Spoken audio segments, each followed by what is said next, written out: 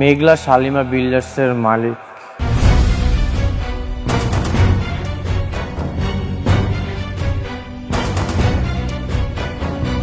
আসসালামু আলাইকুম।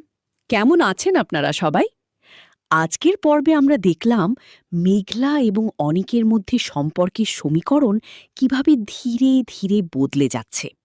মেঘলা, যে কিনা নিজে এক বিশাল কোম্পানির মালিক, সে এখন অনিকের জীবনের সমস্ত দায়িত্ব নিজের হাতে তুলে নিতে চাইছে। সে অনিককে সোনার নেকলেস উপহার দিয়েছে এবং বলেছে, আজ থেকে আমিই তোমার সবকিছু। কিন্তু এই ঘোষণার পাশাপাশি মেঘলার চোখে মুখে যে বিষণ্ণতা এবং দ্বিধা দেখা গেছে, তা আমাদের মনে বড় প্রশ্ন রেখে যায়।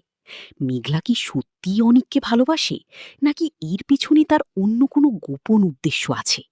গল্পের মোড় এখন চরম নাটকীয়। অনিক একদিকে অফিসের কাজ এবং তার নিজের ইজ্জত বাঁচানোর চাপে পিষ্ট, অন্যদিকে মেঘলার প্রভাব। অনিক কি পারবে মেঘলার এই একচ্ছত্র আধিপত্য থেকে নিজেকে মুক্ত করতে, নাকি সে চিরতরে মেঘলার হাতের পুতুলে পরিণত হবে? মেঘলার বাবা মার রহস্যময় ভূমিকা এবং তাদের অতীত এই গল্পের নতুন রহস্য উন্মোচন করতে চলেছে। সবাই জানতে চাইছেন, তাহলে পরের পর্বে কি হবে? অনিক কি শেষ পর্যন্ত মেঘলার সেই উপহার গ্রহণ করবে, নাকি কোনো বড় ধরনের প্রতিবাদের পথ বেছে নেবে?